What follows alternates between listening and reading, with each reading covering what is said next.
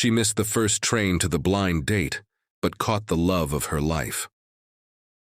The morning started like any other, except for the small knot of excitement in Emily's stomach.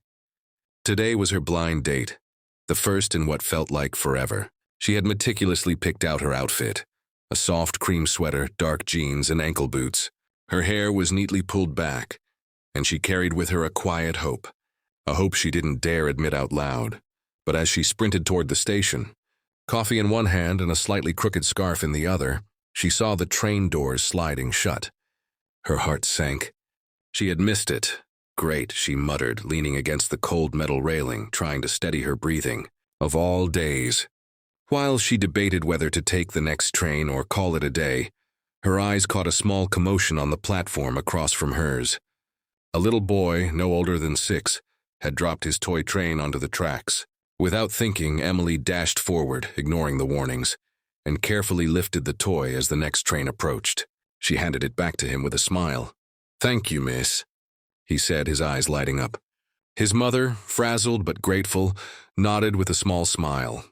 Emily shrugged, brushing off the attention, but something warm spread through her chest. She didn't know it yet, but this small act of kindness was about to shift her day in ways she never expected. She settled on the next train, slightly damp from the drizzle, and slid into a seat by the window. Across from her sat a man reading a dog-eared copy of To Kill a Mockingbird. He looked up, catching her gaze, and gave her a small, apologetic smile.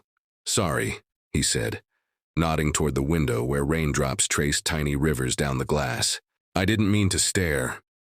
"No, it's fine," Emily replied, feeling an odd sense of calm in his presence. The train lurched forward, and an awkward silence settled between them. Then, just as the conversation began to bloom, the man's phone rang. He glanced at it and froze. I think I'm supposed to be somewhere else," he muttered, panic flashing across his face. Without another word, he grabbed his bag and dashed off at the next stop. Emily felt a pang of disappointment, the weight of yet another missed connection. She tried to shake it off. Maybe today wasn't meant to be about blind dates. Maybe it was about something else. She decided to walk a little in the rain, letting the cold drizzle wash over her as she wandered aimlessly through the city streets. That's when she noticed an elderly woman struggling with grocery bags. The handles had snapped, and cans spilled onto the wet pavement. Without hesitation, Emily ran over. "Here, let me help you." Together, they managed to gather the groceries, and Emily carried the heavier bags to the woman's apartment. "You're very kind, dear," the woman said, eyes shining. "People don't often do this anymore." "Thank you." Emily smiled, but her heart felt heavier now, too. Heavier in the way that comes after both missed opportunities and small acts of humanity collide. She left the apartment and continued walking, lost in thought. And then she saw him again. The man from the train, standing at a nearby crosswalk, looking equally lost in thought. Their eyes met, and this time neither of them looked away. He jogged over. "Emily?" "Yes," she replied, a little breathless. "I think we were supposed to meet again," he said with a nervous laugh. "Not that I expected it, but—" She smiled, realizing that sometimes life's timing isn't about clocks or trains. It's about patience, kindness, and the little detours that teach us what really matters. "Maybe we take it slow?" Emily suggested, feeling a spark she hadn't expected this morning.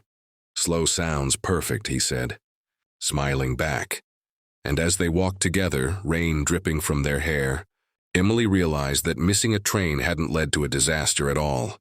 It had led to the right person, at the right moment.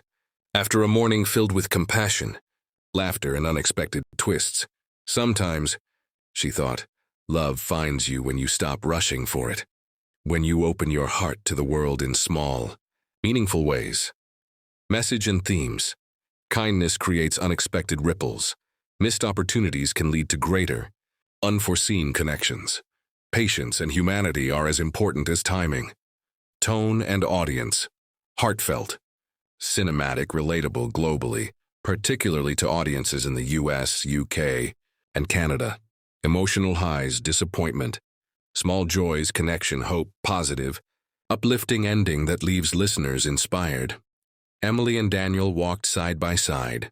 The city's hum softened by the rain.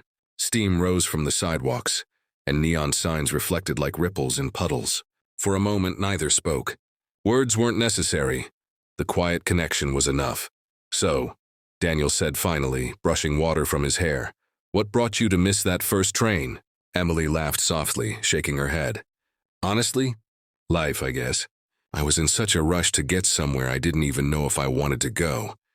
And then, I helped a little boy with his toy train, carried groceries for a stranger, and somehow I ended up here." Daniel nodded thoughtfully. "Sometimes life has better plans than we do." They found a small cafe nearby, its windows fogged from the warmth inside. Emily gestured to the empty table by the window, and they ordered 2 steaming cups of coffee. As they talked, Emily noticed something remarkable about Daniel. He was listening, truly listening. His eyes didn't just glance at her, they held her words, reflected them back and made her feel seen. "And you," he said, stirring his coffee, "you seem like someone who sees the small things most people overlook, like kindness or the magic in ordinary moments." Emily smiled, a blush rising to her cheeks. "I guess that's what missing trains can teach you. That life isn't just about schedules and checklists. Sometimes it's about noticing who needs help even when it's inconvenient." Daniel leaned back, his eyes softening. "I think I needed to hear that today." Just then, Emily's phone buzzed. It was a message from her blind date, canceling. She felt a twinge of regret, but it faded quickly. Here in this warm cafe with this stranger who had become more than a stranger in just a few hours, she felt something she hadn't expected. Maybe missing that train was the best thing that could have happened, Emily said quietly. Daniel reached across the table, brushing her hand with his. "I think it might be the start of something incredible." They laughed, a soft, genuine sound that mingled with the rain tapping against the windows. Outside, the drizzle slowed, sunlight peeking through gray clouds, as if the city itself approved. Later, as they walked back toward the station, now the correct one, they noticed the little boy from earlier, waving at them with his toy train. Emily waved back, a reminder that small acts of kindness create ripples, connecting lives in ways no one could predict. Daniel smiled. "You know," he said, "I think you just made my day and maybe my life a lot brighter." Emily looked at him, warmth rising in her chest. "And you've reminded me that sometimes love isn't about rushing. It's about timing and heart." They paused at the station platform. This time neither was worried about trains, schedules, or blind dates.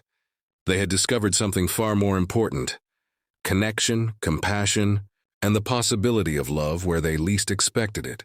And as the next train approached, Emily realized that missing the first one had not been a mistake at all. It had been a detour straight to the heart.